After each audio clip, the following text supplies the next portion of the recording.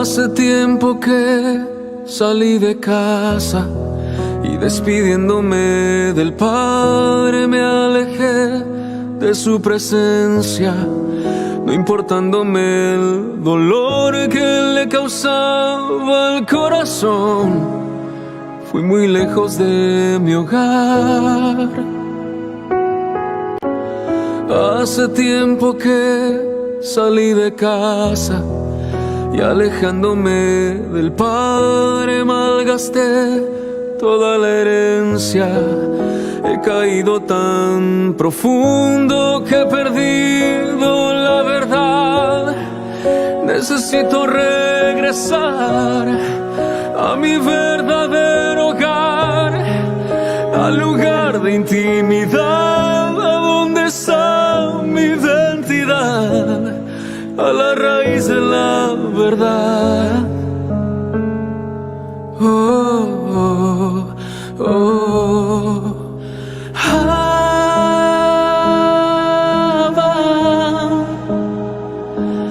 Voy a tu encuentro suplicando tu perdón.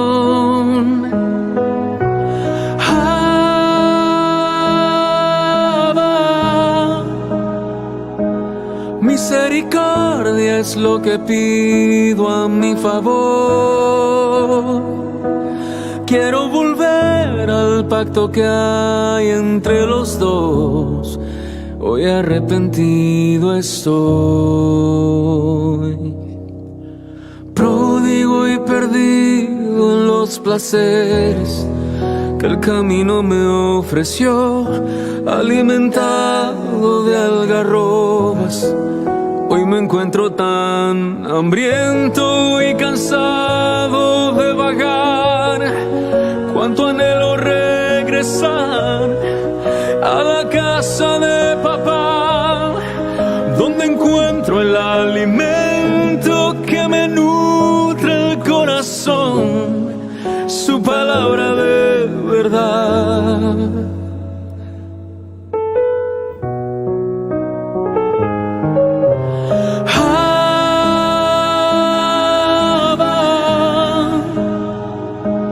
Voy a tu encuentro suplicando tu perdón.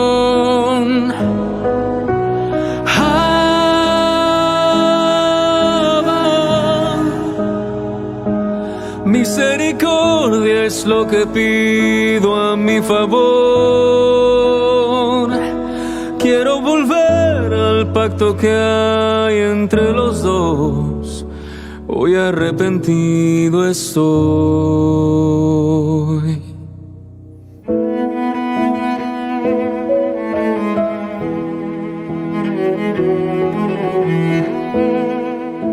Hoy arrepentido estoy.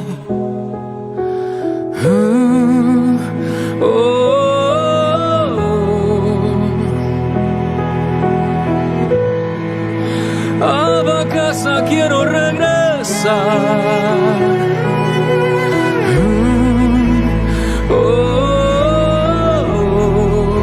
Perdona mi pecado y mi maldad. Cuánto anhelo regresar.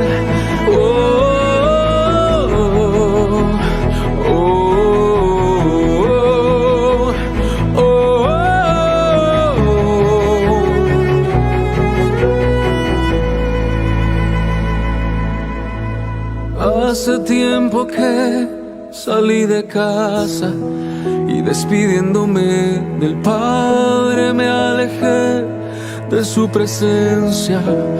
Hoy estoy arrepentido y regreso a mi hogar, a la casa de papá.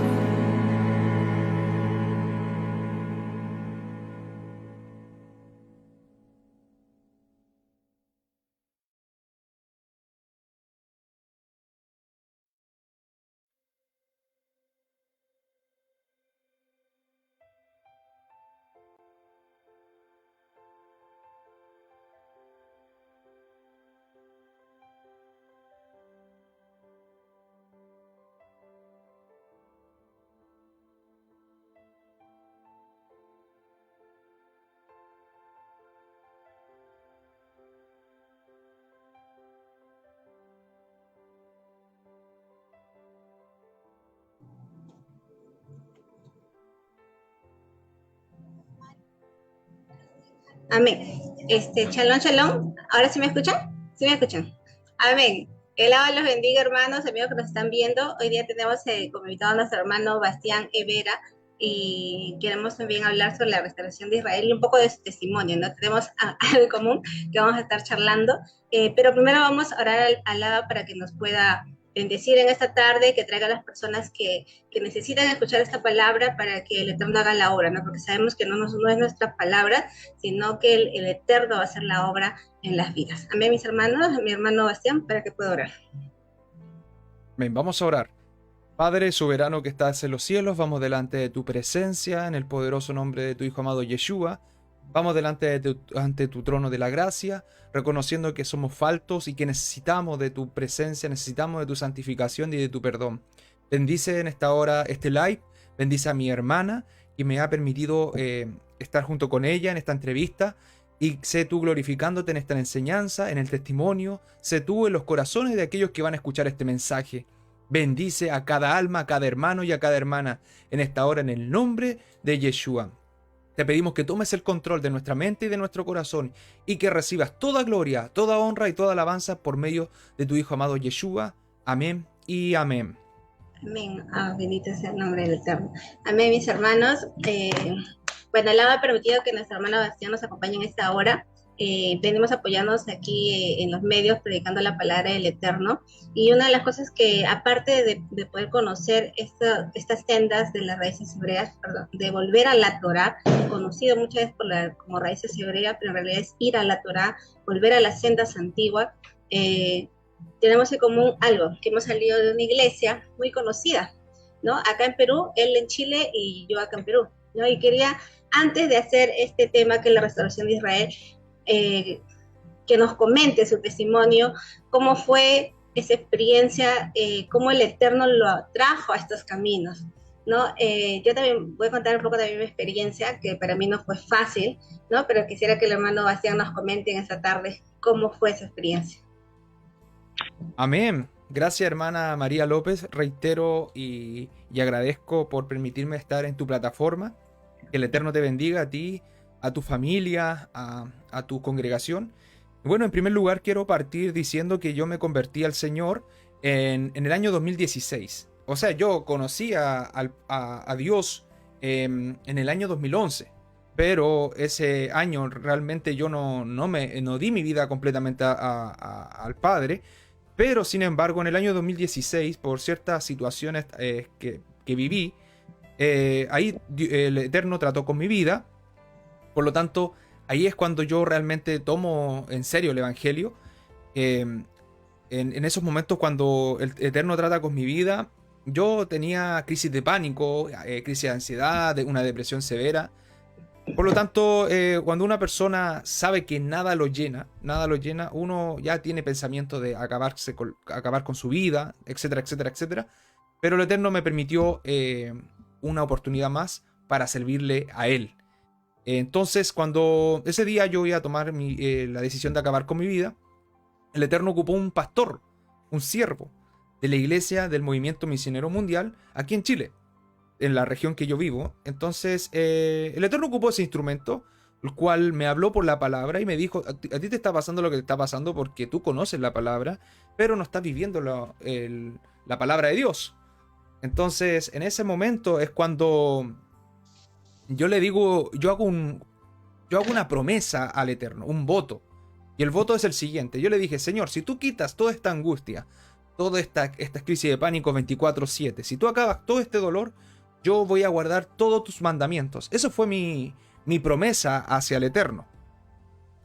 Y en ese momento el pastor impuso sus manos, oró por mi vida, y yo recuerdo que sentí como una mochila pesada que tenía detrás de mi espalda se fue. Me sentía libre. Nunca más tuve una crisis de pánico hasta la fecha. Nunca más sentí depresión ni nada por el estilo. Ahora solamente quiero vivir, pero vivir para el Eterno. Entonces ahí comenzó mi caminar en esta iglesia, la iglesia Movimiento Misionero Mundial, pero siempre guardando los mandamientos conforme a la promesa que yo le había hecho inicialmente. Empecé a guardar el Shabbat desde el primer día que me convertí. Empecé a guardar los mandamientos que estaban escritos en la Torá. pero no tenía tanto conocimiento. Entonces, lo guardaba conforme al entendimiento que tenía. En lo que decían los 5 libros de Moisés. Intentaba guardar las fiestas del Señor, siempre de manera singular, porque no había ninguna otra persona que guardara Torah. Era el único en Chile que estaba guardando Torah, por lo menos en el movimiento misionero mundial. Entonces, empezaron a pasar el tiempo, y yo le dije al pastor, yo guardo el Shabbat, yo como ciertos alimentos que la Biblia nos dice que tenemos que comer, y él lo aceptó inicialmente. Me dijo, bueno, mientras tú no lo enseñes y lo vivas para ti, no hay ningún problema. Pero lamentablemente cuando somos luz, la luz no puede estar debajo de la cama o debajo de un almud. La luz va a tener que mostrarse en algún momento, y esto no se puede esconder. En la Torá es como una luz. El evangelio verdadero es una luz, así lo dice Yeshua. Por lo tanto, empezó mucha gente a llamarle la atención mi forma de andar. No porque yo era alguien especial en sí mismo, si yo era lo más vil y menospreciado, sino porque el Eterno estaba haciendo cosas en mi vida. Por lo tanto, empecé a arrastrar a personas. Empezaron personas a acercarse a mí personalmente y me preguntaban, ¿y tú por qué no comes cerdo y cosas así? Y empezó a llamarle la atención. Y ahí la gente empezó a ser ministrada, y empezaron a ellos también a empezar a guardar los mandamientos. Y esto empezó a generar una conmoción dentro de la obra, porque no era una doctrina que ellos enseñaban. Entonces, por esta razón, esto llamó la atención a los presbíteros y a los supervisores de Chile, y empezaron a hacer reuniones y tomaron el caso de nosotros, en el caso mío, porque ya no era solo yo, sino que habían otros hermanos, que no eran muchos, eran 4, y esto empezó a arrastrar personas. Y finalmente, en el año 2018, a finales de 2018, nos ponen un ultimátum y nos dicen, ustedes dejan esa doctrina o dejan esa doctrina y guardan la doctrina del movimiento misionero mundial, o siguen su doctrina pero se van de acá. Nos dieron esa opción, como cuando Nabucodonosor le dijo a los amigos de Daniel, si no adoran la estatua, ustedes van a entrar al horno de fuego. Ellos no dudaron en ningún momento. Ellos dijeron, no importa, nosotros vamos a entrar al horno de fuego. Y si morimos, morimos. Y si somos salvos, gloria a Dios. Entonces, yo sentí esa administración, esa palabra vino a mi corazón. Nosotros no dudamos en ningún momento de decir, nosotros nos vamos de esta obra. Eso así a grandes rasgos. Pero debo aclarar algo, y lo sentí en mi oración, en el personal, antes de hacer este live. Esa obra, la obra del movimiento misionero mundial, aunque no queramos aceptarlo, el Eterno se mueve en esa obra. Y el Eterno de alguna manera bendice esa obra. Dentro de la ignorancia de ellos, dentro de no la revelación que usted tiene y yo tengo, Dios, el Eterno, los bendice. Porque ahí hay hombres de Dios que se santifican, que viven una vida pulcra, una vida en santidad moral. Por lo tanto, el Eterno los bendice. Y por esa razón, el Señor ocupó ese instrumento para que yo también fuese sanado y fuese salvo. Entonces no podemos ser categóricos y decir, no, esa obra es de Satanás. No, mentira. No es así. Yo vi grandes milagros, tuve grandes ministraciones y grandes profecías que el Eterno me ha dado, y algunas se han cumplido en esa obra. Así que eso quería aclarar. No sé si me quiere preguntar algo más y puntual. Amén, hermano. Sí, bueno, sí, la obra de Movimiento Misionero Mundial se enfoca en querer agradar al Eterno, ¿no? Yo desde tenía 2 años, pues también mi mamá pues contaba en ese chaval que me llevó a esa iglesia. Y yo desde pequeña tuve ese temor al Eterno, y el temor que tenía era de saber que donde yo esté, así esté sola o esté en público, el Eterno me miraba. Entonces, eso fue lo que a mí me inculcaron. A pesar de que no conocía la Torá, la instrucción, los primeros 5 libros, como dices tú, en el movimiento también yo trataba de no comer cerdo, y muchas veces yo llegué a trabajar con pastores en el Instituto Elín, que era de Lima, donde capacitaban a pastores, y ahí me decían, ¿y por qué no comes cerdo? y yo no puedo decir, ¿sabes qué? No, yo guardo los mandamientos porque aquí te señalaban o te decían judaizantes. Yo decía, no, el doctor me prohibió, porque en realidad sí también me prohibía porque yo era alérgica. Entonces, esa distinción como que llama la atención. E incluso trabajaba con el pastor Armando y con otros pastores y tenía mucho cariño con este pastor y él decía, la judía, la judía. Entonces, ahí paraba, ¿no? Pero vi que en esta obra sí hay hombres del Eterno. Hay hombres del Eterno que tratan de buscar esa santidad, de repente la santidad a su conocimiento, y como que otros no, porque también tuve esa experiencia, ¿no? De la institución, de andar con pastores que de repente no tenían ese temor, ¿no? Yo vi hombres del Eterno, que el Eterno los usaba en sanidad, yo pude ver milagros, ¿no? Pero ahora, en este tiempo, ¿no? Para mí fue difícil salir de esta obra. Tiene cosas buenas y hay cosas que de repente son bíblicas, ¿no? Y muchas veces uno, cuando está en esta iglesia, como decías tú, tiene de repente la palabra y como te dijeron a ti, te dieron este ultimato de decir, si tú no te quedas guardando nuestra doctrina, la doctrina del movimiento, entonces te vas, ¿no? Entonces ellos muchas veces te decían, tú tienes que guardar esta doctrina, pero de nosotros que leemos la palabra tenemos que hacer una diferencia. ¿Cuál es la enseñanza, la doctrina del Eterno? ¿No? Y ahí está nuestra decisión. O la doctrina de hombres, o los preceptos de hombres, o la instrucción. Cosa que en ese tiempo, bueno, yo me convertí, desde pequeña siempre he estado en esta iglesia, pero en el 2016, en el 2006 tomé la decisión de vivir mi vida delante del Eterno y buscarle en ayunos, en oraciones, en vigilia y estar buscando al Eterno. Entonces, desde ahí yo vi cosas muy bonitas de parte del Eterno y siempre mi oración era conforme a la Biblia, porque muchas veces yo escuchaba en la iglesia que me decían, nos vamos a ir al cielo. Pero yo cuando leía Isaías, Jeremías, veía otra cosa, y era una confusión que muchas veces tenía, ¿no? Pero yo, como te digo, ahí hubo una diferencia en mi vida cuando ya antes de la pandemia, que yo comencé a querer volver a estas sendas antiguas. Muchas veces porque yo ya sabía que tenía una identidad, entonces yo decía, no tengo que ir a casa de Judá, ¿no? Pero ya después, estando en medio de esa pandemia, pues descubrí la casa de Israel, ¿no? Exacto. Que hubo. Amén. ¿No? Y que hoy en día se está viendo esta restauración, ¿no? Pero quiero preguntarte algo puntual. ¿Cómo tú decidiste dejar esa doctrina, que muchas veces eran basadas en mandamientos de hombres? Puede que hayan tenido la palabra, pero muchas veces en mandamientos también de hombres, y llegar a la doctrina que es del Padre, volver a estas sendas antiguas, volver a la Torá. ¿Cuál fue ese quiebre que tú decidiste, sabes qué? Yo voy a guardar la Torá y voy a tener esa... ¿Cómo supiste tú que este era el camino correcto? Bueno, ¿cuándo supe que era el camino correcto? En el momento cuando entregué mi vida al Mesías. En ese momento yo empecé a guardar la Torá. Solamente que estaba, podríamos decir, en Babilonia, pero yo guardaba la Torá. O sea, no por mi fuerza, sino fue el Espíritu de Dios que me impulsa a obedecer lo que es imposible para mi carne. Eso lo dice Tito capítulo 2, verso 11, y también lo dice Efesios capítulo 2, verso 8. Que por gracia recibimos todo este poder, este empoderamiento por medio del Espíritu para guardar la Torah, porque si fuese por nuestra carne nosotros no podríamos obedecer la ley.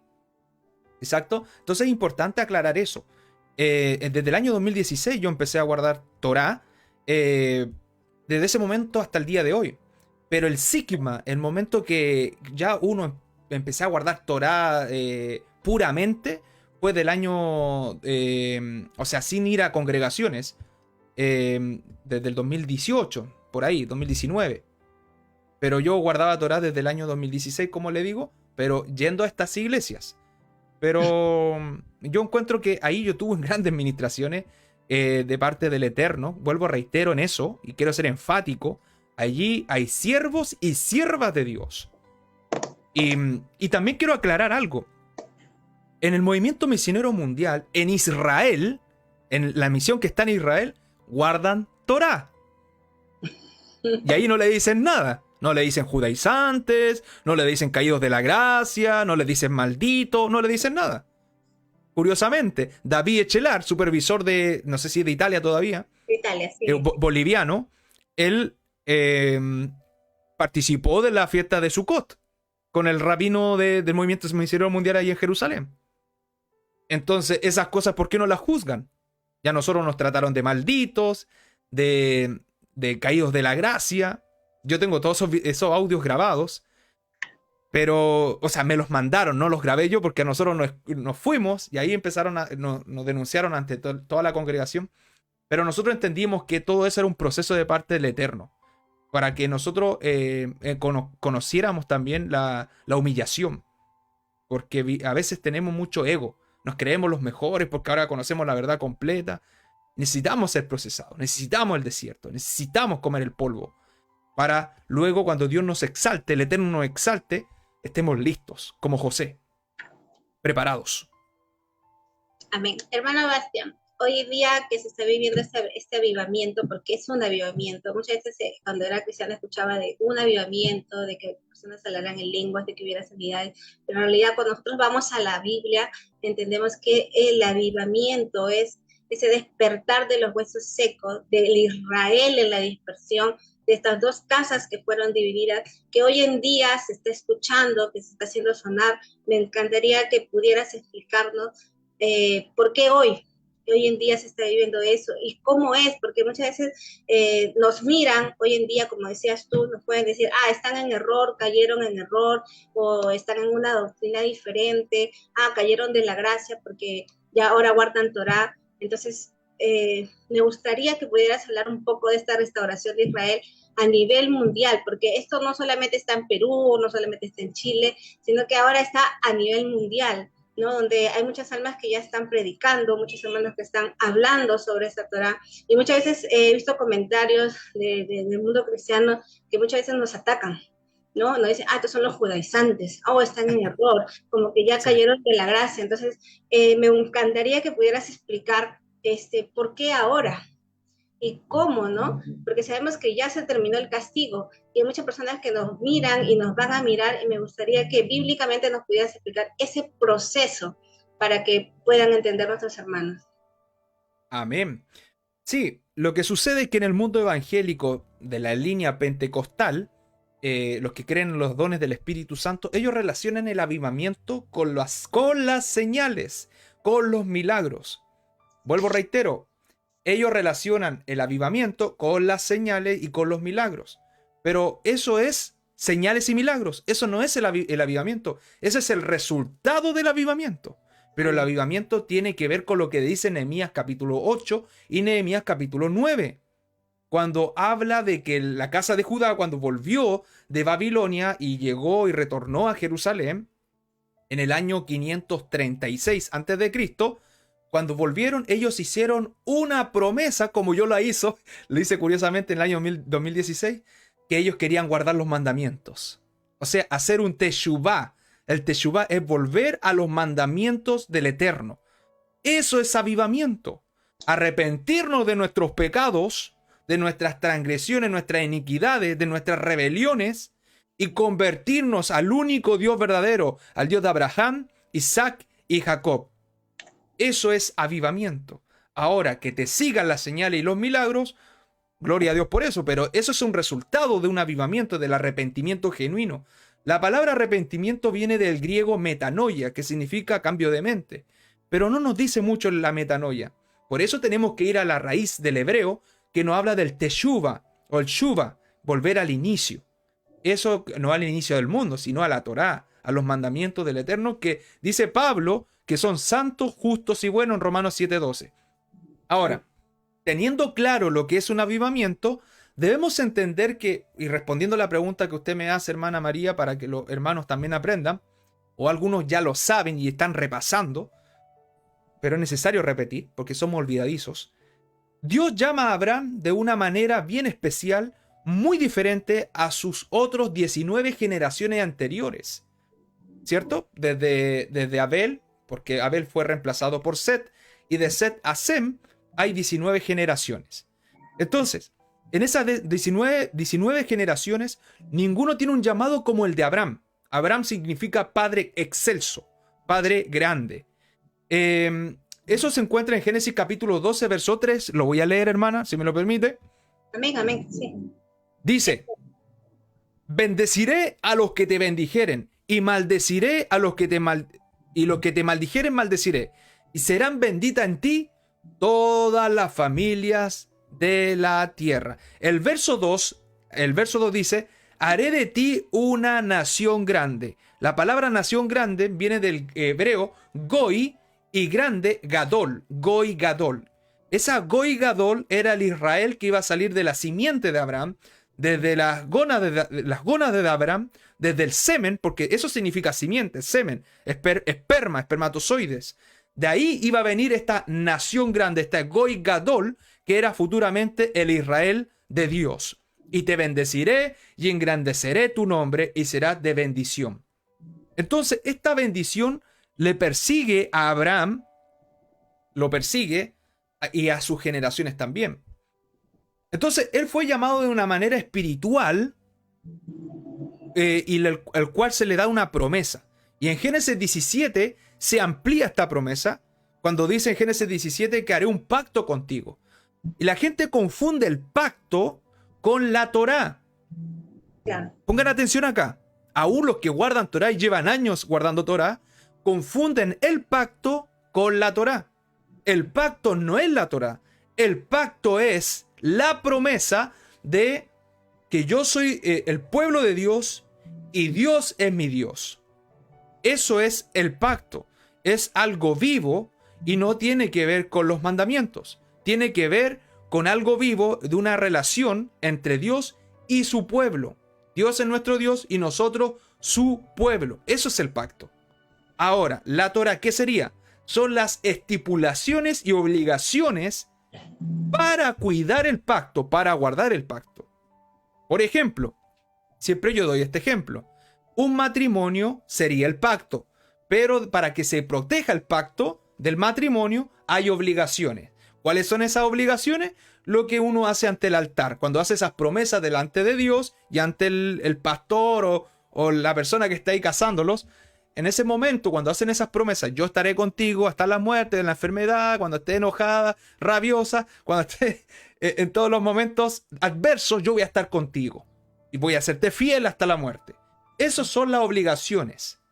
Eso podríamos decir metafóricamente, en comparación, serían los mandamientos, las estipulaciones para proteger el pacto, que en este caso es el matrimonio. Ahora, en estricto rigor, en Éxodo 19, el Señor muestra esta unión entre Dios y su pueblo como un matrimonio. Hay una ketubá, que son las obligaciones, y esa sería la Torá. Pero el pacto es la unión conyugal, el matrimonio, o la unión de su pueblo con Dios. No sé si se entiende, ¿lo comprende usted, hermana, o estoy complicando las cosas? Amén, amén.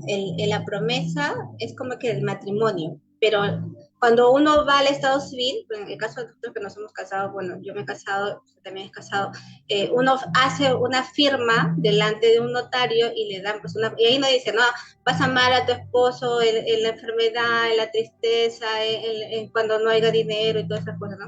Esas estipulaciones del pacto, y uno dice, sí acepto. Eso es lo mismo que el Eterno dio en el Éxodo 20, ¿no? Exacto. Entonces, cuando Dios dice en su palabra que Israel traspasó mi pacto en Jeremías capítulo 31, verso 31, es porque Israel voluntariamente transgredió los mandamientos. Y al transgredir las obligaciones, se quebranta el pacto. ¿Y cuál era el pacto? Vuelvo, reitero, la unión entre Dios y su pueblo y del pueblo hacia Dios. ¿Ya? Ese pacto tiene que guardarse porque es algo vivo, diario. ¿Se entiende? Entonces, ¿por qué estoy explicando esto inicialmente? Porque si no entendemos esto, no vamos a entender la división de las dos casas. No vamos a entender las cosas a medias. Entonces, es con Abraham con quien Dios hace el pacto, a quien se le entrega el pacto. ¿Ok? Luego, Dios le da a Abraham la señal del pacto, que es distinto al pacto. La señal del pacto es la Brit Milá, la circuncisión. Por ejemplo, ¿cómo ustedes saben que yo estoy casado? Hermana María, ¿cómo usted sabe que yo estoy casado? Exacto. Con el anillo. El anillo, si yo me saco el anillo, ¿Yo estoy fuera de pacto o sigo estando en pacto? Estoy en pacto. Estoy en pacto porque el anillo, porque yo me pude ido a bañar y me saqué el anillo. Amén. Pero yo sigo estando casado. Pero Claro. si yo me pongo el anillo, la gente se da cuenta, ah, Bastián está casado. Ya, la hermana está casada, no está soltera.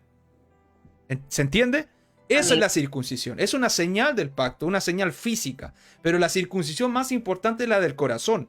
De cortar el prepucio del corazón, que representa el pecado y la iniquidad.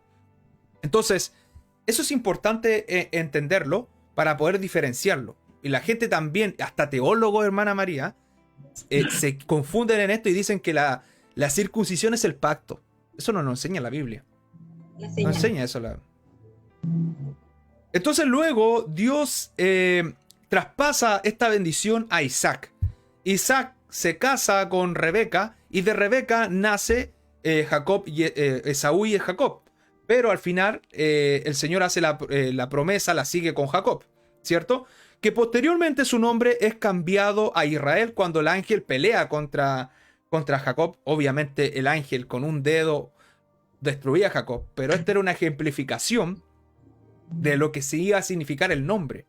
El nombre de Israel significa el que lucha con Dios, el que batalla con Dios, es el que gobierna con Dios. O sea, es decir, en otras palabras, ser el Israel de Dios es una lucha constante para recibir la bendición. O sea, ser Israel no es fácil, no es sencillo, pero por el medio del Espíritu de Dios todo es posible. Entonces, esto es importante entender porque aquí comienza el linaje de los 3 patriarcas. Luego, Jacob tiene 2 esposas y 2 concubinas, de las cuales aquí vienen las 12 tribus de Israel. De Lea viene Rubén, Simeón, Leví, Judá, Isaacar y Zabulón. Y de Raquel viene José y Benjamín. De Bila viene Dan y Neftalí, y de Silpa, Gad y Aser.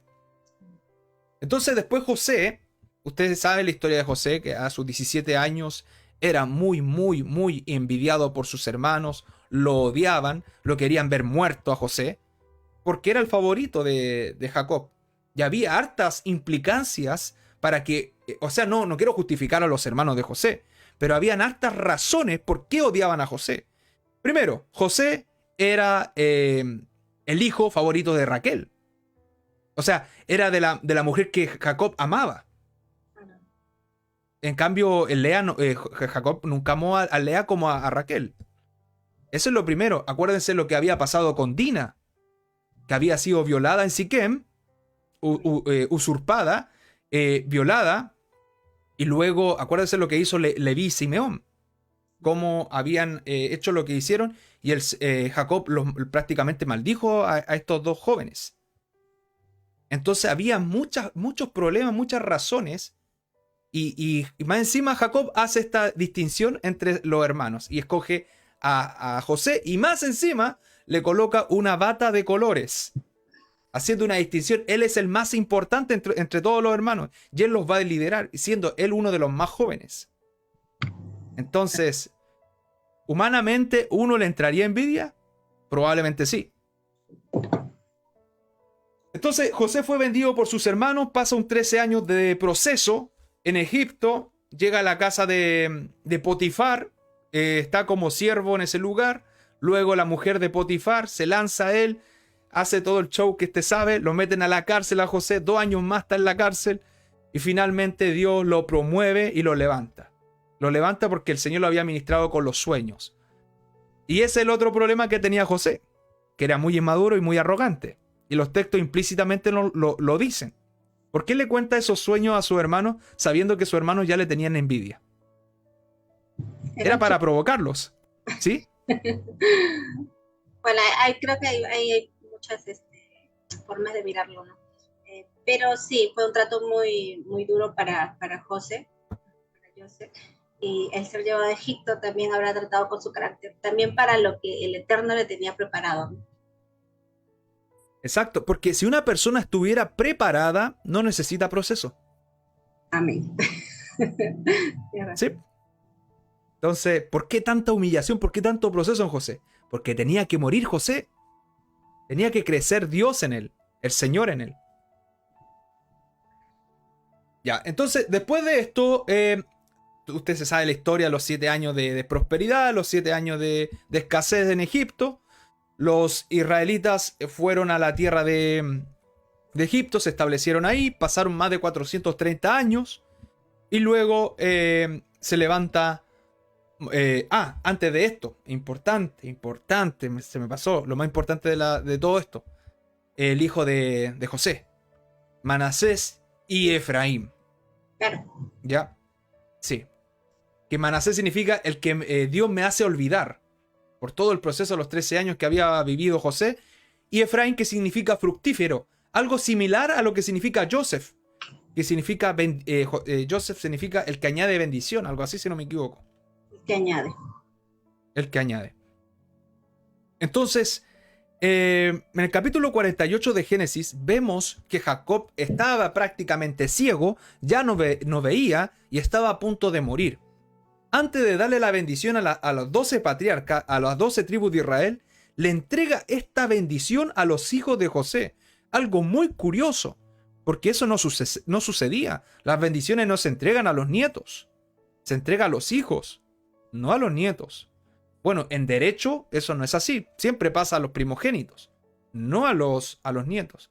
A no ser que hayan muerto los primogénitos, ahí pasan a los siguientes secundarios familiares. Pero nunca pasan a los nietos. Ahí el Eterno estaba tomando el control del asunto. Entonces, cuando José lleva a Manasés y a Efraín delante de Jacob, Jacob le dice... y le coloca la mano sobre la mano derecha sobre la cabeza de Efraín, cruza las manos, y José se enoja y se molesta y le dice: padre, así no, él no es el primogénito. Quizás José pensó: ay, ya está viejo mi padre, no ve, pero el padre estaba más despierto y más espiritual que José, por lo que vemos en la historia, y veía más que José. Lo sé, hijo mío, lo sé.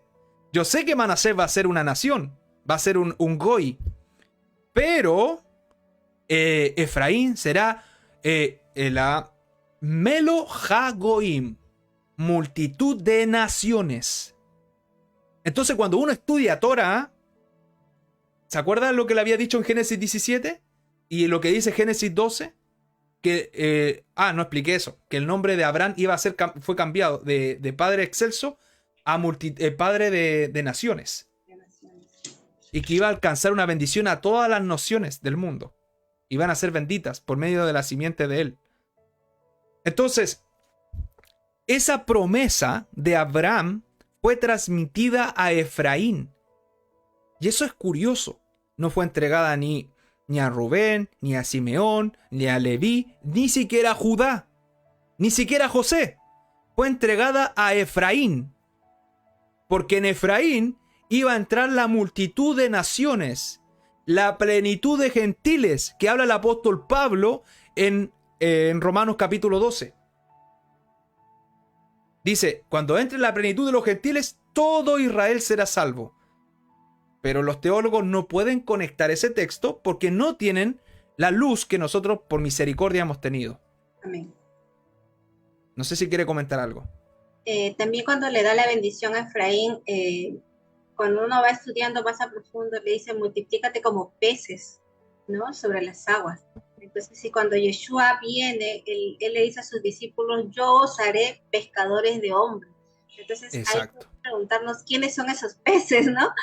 Es Israel, Efraín, ¿no? Y eso, como dices tú, cuando estábamos sin Torah, sin instrucción, no podíamos vincularlo, ¿no? Más cuando el Eterno quita el velo, ya comenzamos nosotros. Es como armar todo un rompecabezas desde Génesis hasta Apocalipsis, y hoy en día, siempre lo digo, uno ya puede leer la Torá, la instrucción, los evangelios, los profetas, y lo lee capítulos enteros, y ya lo entiende. O sea, hoy en día, en este despertar, nosotros ya no sacamos textos fuera de contextos, o ya no agarramos un texto, este me gusta, este no, sino que ahora podemos leerlo la palabra completa.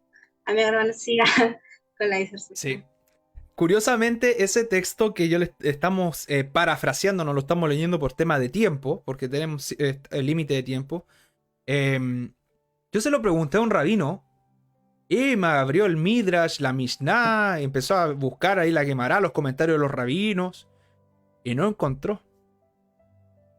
Y ahí se cumple lo que habla Corintios, que ellos hasta el día de hoy, cuando leen a Moisés, no hay un velo. Hay un velo en los judíos. Hay una gran y extrema y una vasta sabiduría. Pero no tienen la revelación del Espíritu que habla 1 Corintios capítulo 2. Que Dios ha entregado la sabiduría a los indoctos, a los ignorantes, a nosotros, los viles. Amén. Para humillar al sabio. Bueno, entonces sigamos. Entonces, el Melo Hagoim, la multitud de naciones o la plenitud de los gentiles, iba a ser llevado a cabo en el futuro a través de Efraín, proféticamente hablando. Luego nos trasladamos a la ley estipulada formalmente, porque la ley es antes de Moisés, pero formalmente fue entregada en el Sinaí de manera escrita. A eso me refiero formalmente. Cuando se entrega formalmente y no oralmente, porque la ley se entregaba oralmente desde Adán, ¿cómo podemos corroborar todo eso? Génesis 26:5 dice que Abraham guardó los mandamientos, el precepto y la ley. También dice en Génesis capítulo 7, verso 2, que Noé distinguía entre animales inmundos y puros. ¿Cómo sabía hacer eso Noé si la ley de los alimentos limpios e inmundos está en Levíticos 11? ¿Cómo sabía eso Noé? Cuando tú le preguntas eso a un teólogo, no tiene respuesta. Amén. Usted sabe, usted ha estado en mis lives y cuando hablamos con teólogos y supuestamente gente que habla en hebreo y en griego, no responde. Ya existía una ley oral. Exacto. Había No la ley oral rabínica, la ley oral de Dios, la que viene de arriba. Es como que el Padre le dio esa ley a Adán y a sus siervos, y ellos ya la practicaban, ya tenían ese conocimiento. Vemos ofrendas, vemos sacrificios, vemos incluso como dices, ¿no? De Noé, dice, ¿no? Separa los animales inmundos, los animales limpios. Eso recién lo vemos en Levítico 11. Entonces ya es antes, ¿no? De ya haberse establecido ya la ley como es escrita, ¿no? Es como cuando vamos al notario y ya hacemos el contrato oficial y ya hay un documento que me está respaldando, ¿no? Exacto. Eso podría ser la ley que fue entregada en el Sinaí, formalmente. Pero todo lo de detrás ya lo sabemos. Oralmente, por costumbre. Ahora, sigamos entonces. Cuando se entrega la ley en el Sinaí, esas estipulaciones que no son el pacto, sino las estipulaciones del pacto, y el pacto, Dios es nuestro Dios y nosotros su pueblo, el Señor deja estipulado dos cosas: bendiciones y maldiciones. Bendiciones si obedecemos, maldiciones si no obedecemos. ¿Dónde sale escrito todo eso? Levítico 26 del versículo 1 al 14, si no me equivoco. Y en Deuteronomio capítulo 28, verso 1 al 68. Del versículo 1 al 14 de Deuteronomio 28, habla de todas las bendiciones que te alcanzarán si obedeces atentamente la voz del Señor. Pero si tú no obedeces la voz del Señor atentamente y desechas la ley de Dios, entonces todas estas maldiciones te alcanzarán. También podemos encontrar en el monte Gerizim y en el monte Ebal las maldiciones que conllevan no confirmar las palabras de esta ley, que está en Deuteronomio capítulo 27, verso 26, que es lo que cita el apóstol Pablo en Gálatas capítulo 3, verso 10. Todos los que dependen de la obra de la ley están bajo maldición. Pues escrito está, todos los que no permanecen en las palabras de esta ley están bajo maldición. Amén. Eso es lo que dice. Entonces, la escritura es bien enfática y también en Deuteronomio 30, verso 11 dice, escoge pues hoy la bendición o la maldición. Se le movió la pantalla, hermana. Un momentito. Sí. Entonces, yo voy a seguir explicando por mientras. Sí. Entonces, aquí vemos claramente que el Señor le dice a Israel, escoge pues la vida o la muerte. Ahí vemos claramente un libre albedrío. Ahí quedarían los calvinistas, que ellos no creen en el libre albedrío. Pero bueno, sigamos. Israel voluntariamente escogió la maldición. Israel lamentablemente tenemos muy malos ejemplos de Israel. Muy pocos momentos vemos un Israel de Dios, un Israel en el espíritu. Al contrario, vemos un Jacob, no vemos un Israel. Por eso cuando el Eterno se refiere a Israel como Jacob, oh hijos de Jacob, es porque Dios está enojado. Pero cuando dice, oh hijos de Israel, es porque los va a bendecir. Curiosamente, vea los contextos de los textos y se va a dar cuenta de eso. Amén. Entonces la casa, o sea, Israel, casa de Israel, también se le llamó al principio a todo Israel, la casa de Israel. Voluntariamente desde el tiempo de los jueces, cuando muere Josué, después de la muerte de Josué, cuando él dijo, yo y mi casa serviremos al Señor, después de su muerte, todos los hombres de esas generaciones que no conocieron a Josué, se fueron en pos de dioses ajenos y dejaron la ley. Y por lo tanto, el Eterno levantó jueces. Levantó jueces. El último juez fue Samuel. Entonces, todo esto es importante entender porque en todos estos momentos Israel estaba unificado, estaba unido de las 12 tribus principalmente y de Efraín y Manasés, que se le dice que son dos tribus más anexas. Luego, Israel le dice a Samuel, danos reyes que nos gobiernen como las naciones. Ya no queremos que el Señor nos gobierne, sino que queremos tener un rey, como las naciones. Entonces Samuel fue humildemente y le clamó al Señor, y antes que él dijera la palabra, el Señor le responde a Samuel y le dice, ya Samuel, no me digas nada, yo sé lo que está pidiendo este pueblo, no te han desechado a ti, ni a ninguno de los líderes de Israel, me han desechado a mí, al único Dios verdadero, al único rey que los gobierna. Pero les voy a dar la petición que ellos tanto anhelan. Pero al final va a ser un dolor de cabezas. Y ahí se levanta el primer rey de Israel, que fue A Saúl. Saúl. Exacto. Y ustedes saben la historia de Saúl, que en primera de Samuel capítulo 15, si no me equivoco, es desechado. Es desechado porque no cumplió el mandamiento de exterminar a Amalek. Amén.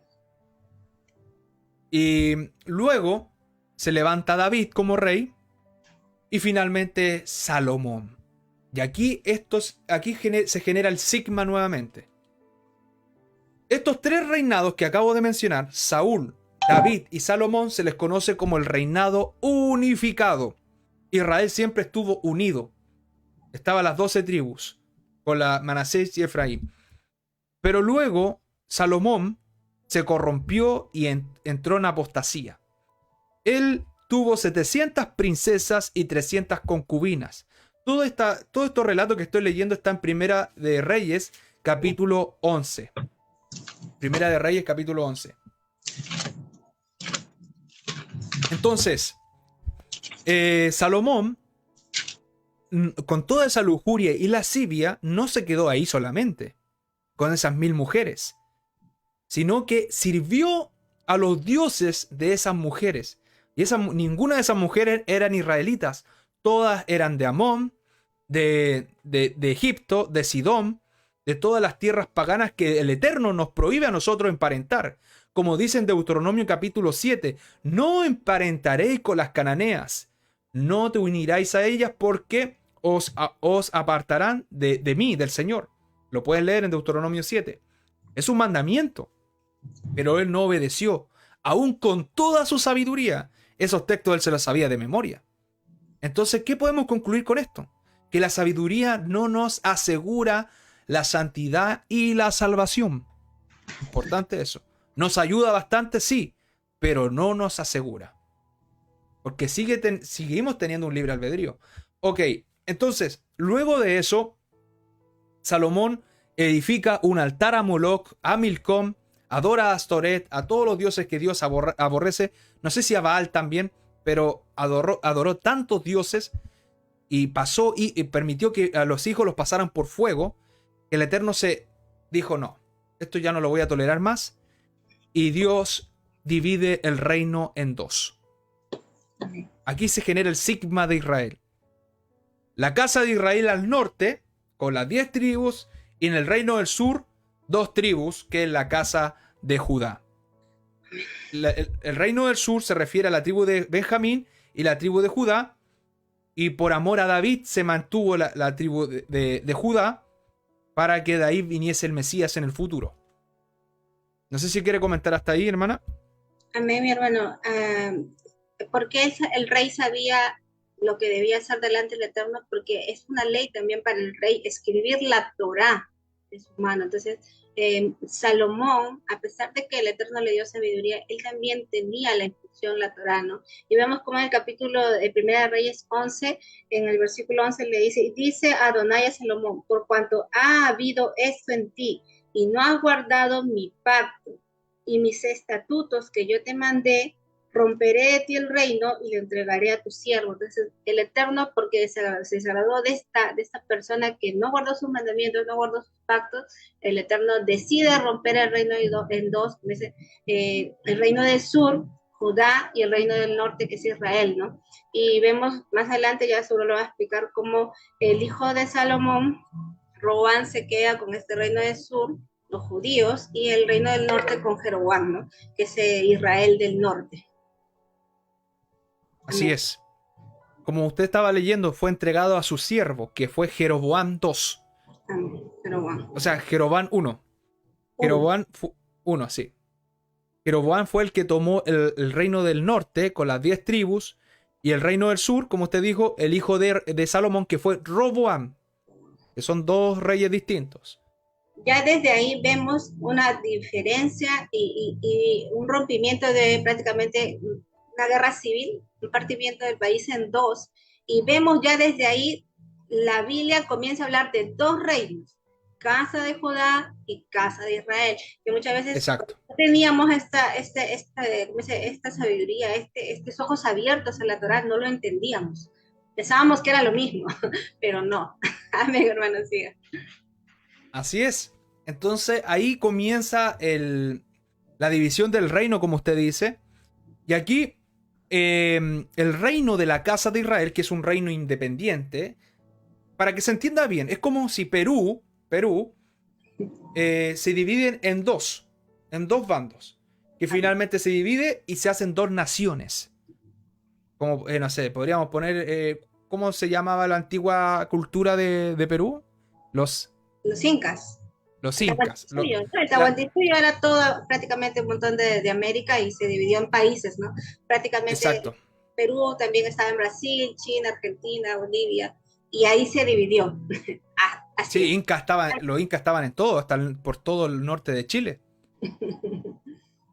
Entonces podríamos decir, la primera nación de arriba del norte serían los incas y el sur se mantendría el Perú, los peruanos. Para que se entienda lo que pasó con Israel. Y estas dos naciones que nacen de una, nunca más volvieron a ser una, hasta el día de hoy. Amén. Hasta el día de hoy no se han unido. ¿Y cómo podemos corroborar todo eso? Porque Ezequiel 37 lo detalla. Y se da algunas implicancias, algunas condiciones que el día de hoy no se han cumplido. Volver a la tierra de Israel, tener desde el río Éufrates hasta del río Nilo hasta el Éufrates, que son más de 2.200 kilómetros, que el día de hoy Israel es una franjita.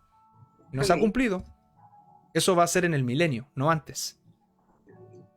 Bueno, entonces pasan más de... Estos dos reinos pasaron 20 reyes en el periodo de la casa de Israel. 19 reyes. Y duró más de 200 años el reino del norte. Esto fue aproximadamente en el año 900 a.C., el reinado de Salomón, cuando se genera la división. Hasta el año 720 hasta el año 722 a.C., hasta ahí dura el reinado de la casa de Israel, el reino del norte, y pasan 19 reyes. Por ejemplo, ahí estaba el rey Acab, por ejemplo, la historia de Jezabel, no sé si la conoce. El último rey que gobernó en la casa de Israel fue el rey Yoshía, Oseas. El rey Oseas. Y ahí es cuando fueron llevados en cautiverio al imperio asirio. Todos conocen el cautiverio de Babilonia, pero muy pocos conocen el cautiverio de Asiria. La casa de Israel fue llevada al imperio asirio a través de Sargón. Pero luego este hombre no aparece en la historia, parece que muere. Y Shalmaneser V es el que finalmente los disuelve y los manda al exilio en el año 720 a.C. aproximadamente. Fueron exiliadas las 10 tribus a las 4 esquinas de la tierra, cumpliéndose muchas de las profecías dichas por los profetas. Como las profecías que dijeron, por ejemplo, el libro de Isaías, Jeremías, hablan de todo. ¿Cómo? Oseas, por ejemplo. Y ahí se cumple esta profecía que fueron expatriadas a las 4 esquinas de la tierra. En cambio, la casa de Judá siguió intacta en su lugar, sino hasta el año 586 a.C. Bueno, el primer cautiverio fue en el año 610 a.C., la primera, porque fue en partes, 610, 605 y 586. En el 610 se fue Daniel, en el 605 Ezequiel, si no me equivoco, y en el 586 toda la casa de Judá se fue en cautiverio a Babilonia. Y es también destruida todo el templo, destruido todas las murallas, etcétera, etcétera, etcétera. Ahí se cumple en plenitud la profecía de Jeremías de la destrucción completa por Babilonia. Entonces, es importante entender estos cautiverios y entender que hay dos imperios, dos casas, dos naciones. Luego, parte de la casa de Israel llegó a Samaria. Samaria fue una de las tierras que fundó Oseas, el rey Oseas. Y ahí estuvo algunos israelitas que habían sido expatriados, que se les llama posteriormente en la época de Jesús o de Yeshua, se les conoce como los samaritanos. Por eso dice la escritura que los samaritanos no se llevaban con los judíos, porque tenían podríamos decir, la misma estirpe, la misma raza, la misma sangre. Pero, como habían sido desvinculados, el Señor le había dado carta de divorcio. Eso sale en Jeremías capítulo 3, verso 8. No sé si lo puede leer usted, hermana. Jeremías capítulo 3, verso 8. Jeremías, amén. No sé si sigue la transmisión. Sí, está perfecto. No se ha perdido nada. Amén. Jeremías 6. 3, 8.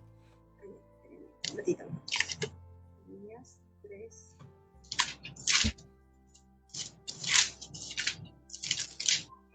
6, 3, 8. 6, 3, 8, ¿verdad? Sí. Ya. Lleva como título Juicio contra Jerusalén y Judá. Contra ella vendrán pastores y sus rebaños, junto a ella plantarán sus tiendas alrededor, cada uno apacentará en su lugar. Anunciad guerra contra ella, levantaos, asaltémoslas a mediodía. Ay de nosotros que va cayendo ya el día, que las sombras de la tarde se han extendido. No, se equivocó. Se equivocó el texto. Jeremías 3, ya. 3, 6, 8. Me dijo Adonai en días del rey Josías: ¿has visto lo que ha hecho la rebelde Israel? Ella se va sobre todo monte alto y debajo de todo árbol frondoso, y allí fornica. Y dije, después de hacer todo esto se volverá a mí, pero no se volvió. Y lo vio su hermana, la rebelde Judá, y ella vio que por haber fornicado la rebelde Israel, yo le había despedido y dado carta de repudio. Pero no tuvo temor la rebelde Judá, su hermana, sino que también fue ella y fornicó. Exacto, ese es el texto. Y fíjese, habla de que estaba bajo árboles frondosos. Sí, nosotros buscamos. ¿Cómo? Justo estamos en esa fecha. Exacto. Hoy día. Entonces, el Señor le da carta de divorcio, carta de repudio. ¿Se acuerdan que habíamos hablado que Dios tiene un vínculo matrimonial con Israel en lo espiritual? Dios le da carta de divorcio. ¿Cuál era el pacto? ¿Se acuerdan? Nosotros somos el pueblo y Dios nuestro Dios. Ese es el pacto. Al darle carta de divorcio, ¿en qué se convierte Israel? La no pueblo. La no pueblo mío. Ya no eres mi Dios. O sea, se convierte en gentiles, en fuera de pacto. Como los gentiles, dice el libro de Oseas. Torta volteada entre los gentiles es Efraín. Eso se convierte en la casa de Israel. O sea, pierden su identidad, pierden su nación, pierden se convierten en extranjeros y advenedizos. Son expatriados, pierden su nacionalidad, pierden el pacto, se convierten en gentiles. Y esto los cristianos no lo entienden. Y no lo quieren entender. Amén. Porque son de dura cerviz. Porque el Señor quiere revelarle a todos esto, no a algunos. Como dicen los calvinistas, no, así esto es para algunos, la salvación es para algunos. No. El Señor quiere revelarlo a todos, porque Él quiere que todos sean salvos. Pero no todos quieren ser salvos. No todos quieren andar en la luz. No todos quieren dejar sus malas obras. Eso es lo que sucede. Entonces, sigamos. Luego, la casa de Israel pierde su identidad, se convierte en gentiles, lo vemos claramente porque es expatriada a las cuatro esquinas de la tierra, se convierte en los fuera de pacto, en Goim, en naciones. Y aquí entra lo que se había hablado en Génesis capítulo 48, la multitud de gentiles. ¿Cómo se iba a llevar a cabo esto de la multitud de gentiles? Por medio de Cristo. Cristo iba a ratificar ese pacto, esa promesa. ¿Cómo lo iba a ratificar? Con su muerte y resurrección. Que a través de, al creer en Él, en Yeshua, en ese momento se activa la justicia de Dios, que no es por obras, sino por gracia, por medio de la fe, que nosotros somos injertados en el olivo. En el olivo, somos injertados. Por lo tanto, pasamos a ser parte del pueblo del Eterno, como lo dice el libro de Romanos capítulo 11, 12, y Efesios capítulo 2, verso 8 en adelante. Ya no somos advenedizos ni extranjeros, sino unos con la familia de Dios. Amén. Me gustaría leer el libro de Oseas, para ver la profecía. Como decía nuestro hermano Bastián, el Eterno le da carta de repudio. Entonces, ¿dónde vemos esto que el Eterno le dice a Israel, el reino del norte, tú ya no eres mi pueblo? Y lo podemos ver en el libro de Oseas capítulo 1.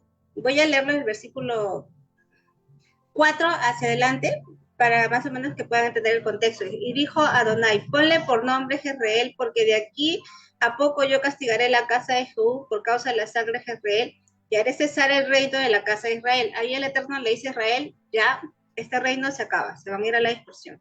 Y en aquel día quebraré yo el arco de Israel en el valle de Jezreel. Y concibió ella otra vez y dio a luz una hija y le dijo, ponle por nombre Lo Ruhama. Y porque no me compadeceré más de la casa de Israel, sino que los quitaré del todo. El Eterno le dice, yo ya no me voy a compadecer de Israel, los voy a desechar, los voy a llevar a la dispersión. Y más adelante le va a decir, ya no eres mi pueblo. Le dice, más de la casa de Judá, y le da una promesa a la casa de Judá, tendré misericordia y los salvaré por amor a Adonai su Elohim, y no los salvaré por arco, ni con espada, ni con batalla, ni con caballos, ni jinetes. Y ahora vuelve Israel. Después de haber destetado a Lo Ruhama, o sea, no compasión a Israel, ¿no? Le dice, concibió y dio a luz un hijo, y dijo Elohim, ponle por nombre Lo Ammi, o sea, no mi pueblo, porque vosotros no sois mi pueblo, ni yo seré vuestro Dios, vuestro Elohim. Y vemos cómo Pablo cita este texto en el libro de Romanos, ¿no? Y más adelante viene esa promesa, como dices tú, la multitud de gentiles, ¿no? Los Melos Hagoyim, dice, con todo será el número de los hijos de Israel como la arena del mar, que no se puede medir ni contar, y en el lugar donde le fue dicho, vosotros sois hijos del pueblo, vosotros no sois hijos de, dice, en el lugar donde le fue dicho, vosotros no sois pueblo mío, les será dicho, sois hijos del Elohim viviente. Amén, Baruch Hashem. Amén. Sí, ese texto está hablando del pacto. Que estaba fuera de pacto, ahora estás en pacto. Amén. Eso es lo que habla. Pero esa transición de fuera de pacto a volver al pacto lo hace el Mesías. El Mesías. Y eso es lo que intenta explicar Pablo en sus cartas. Y esto es lo que no pueden conectar los teólogos y los gentiles que no quieren aceptar la palabra del Eterno. La gente cree que todavía son gentiles. Y la Escritura claramente nos muestra que ya no somos gentiles. Estamos en los pactos, habla en plural en Efesios. Estamos en los pactos. Por lo tanto, ya no somos gentiles. Estamos en los convenios. ¿Y qué dice el nuevo pacto en Hebreos capítulo 8, verso 8 al 10? Escribiré mis leyes en vuestros corazones y en vuestras mentes. Y yo seré vuestro Dios y vosotros mi pueblo. Eso es el nuevo pacto. Antiguamente estaba de manera externalizada en piedras, de manera física, pero ahora no. Ahora espiritualmente está escrito en nuestros corazones y en nuestra mente por medio del Espíritu.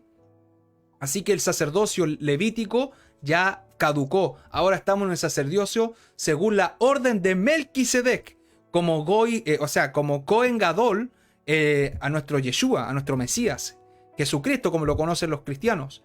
Entonces es tremendo y maravilloso entender que Yeshua lleva a cabo toda esta restauración, que ahora por medio del Espíritu, cumpliéndose la profecía de Ezequiel, cuando le dice que duerme hacia un lado, el castigo hacia Judá, y al otro lado el castigo hacia la casa de Israel, que aproximadamente desde el año 2009 aproximadamente terminó ese castigo, y por eso muchos de nosotros estamos volviendo a la verdad, volviendo a todo este entendimiento maravilloso, porque todo este entendimiento, vuelvo, reitero, no, parece que no lo he dicho, no es intelectual, sino espiritual. Tú puedes estudiar 10 años teología y no entender esto, y no comprender ni jota de la palabra del Eterno. Esto no es solamente intelectualidad, esto es espiritual. Dice Romanos capítulo 7, verso 14, la ley es espiritual, mas yo carnal vendido al pecado.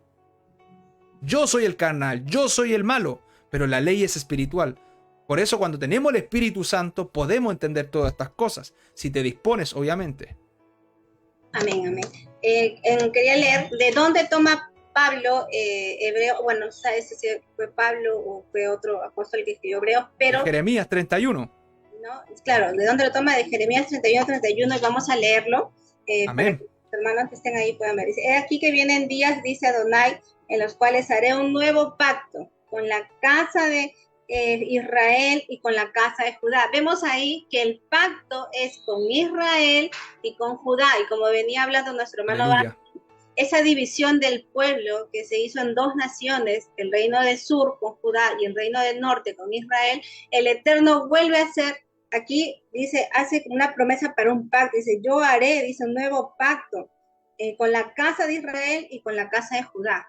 O sea, el pacto es con estas dos casas, no hay pacto con otro pueblo, con gente pagana, sino con estos pueblos, y estos pueblos, o los gentiles que quieran ser injertados, o tener también, entrar en ese pacto, tienen que insertarse a Israel, ¿no? Lo vemos también en Romanos, dice, no como el pacto que hice con sus padres el día que tomé sus manos para sacarlos de la tierra de Egipto, porque ellos invalidaron mi pacto, aunque yo fui un marido para ellos. Y ahí vemos cómo el Eterno trata a Israel como su esposa, como su novia, una novia que le da promesas, lo vemos en el libro de Oseas, y esa novia es con la que él se va a casar.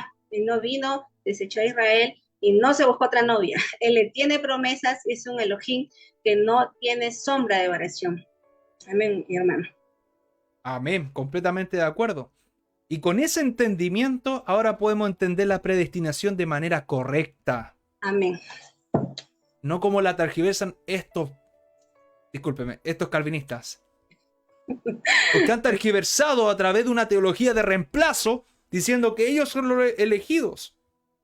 Inventando Calvino en su locura 5 puntos. La depravación total, la selección selectiva, la selección, la expiación limitada, la perseverancia de los santos, y no sé cuál es la quinta doctrina, el tulip, los 5 puntos de la gracia, tergiversando todo lo que Pablo enseña. Y así se cumple la advertencia de 2 de Pedro capítulo 3 verso 14, que los indoctos inconstantes tuercen las epístolas de Pablo al igual que las otras escrituras para su propia perdición.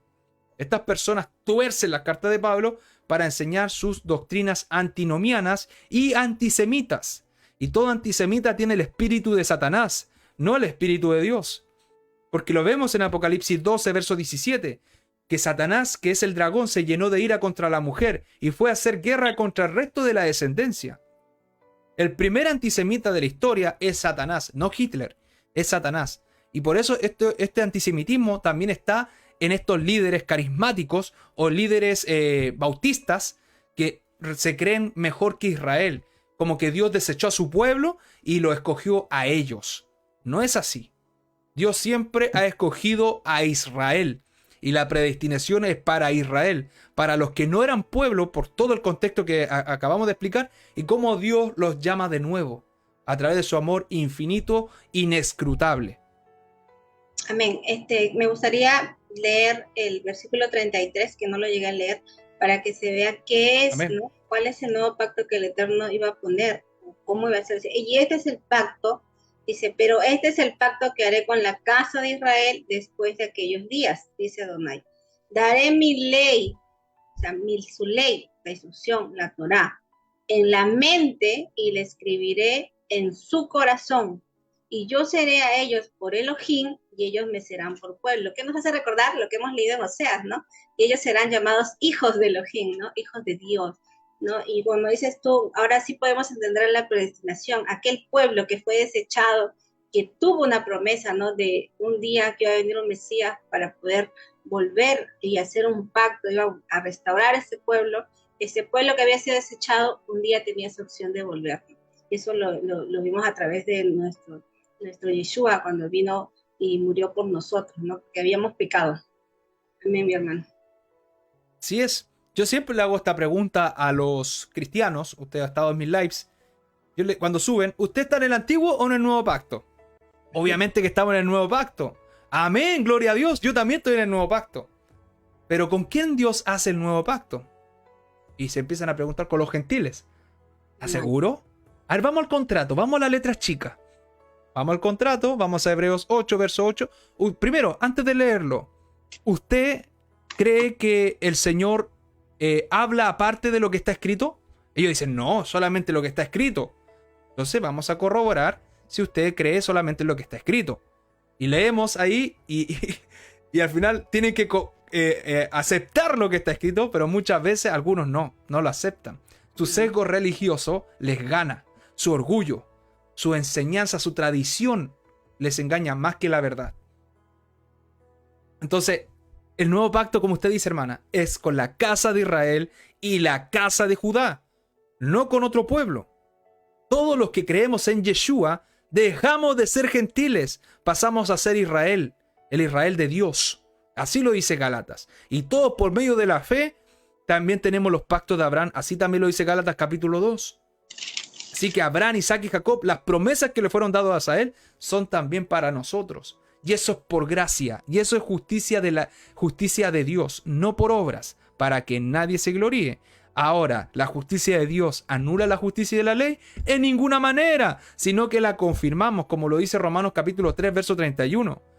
Ahora, por el poder del Espíritu de Dios, el dínamo, podemos obedecer, como lo he dicho varias veces, lo que era imposible para nosotros lo podemos hacer posible por medio del Espíritu Santo, por el Ruach HaKodesh.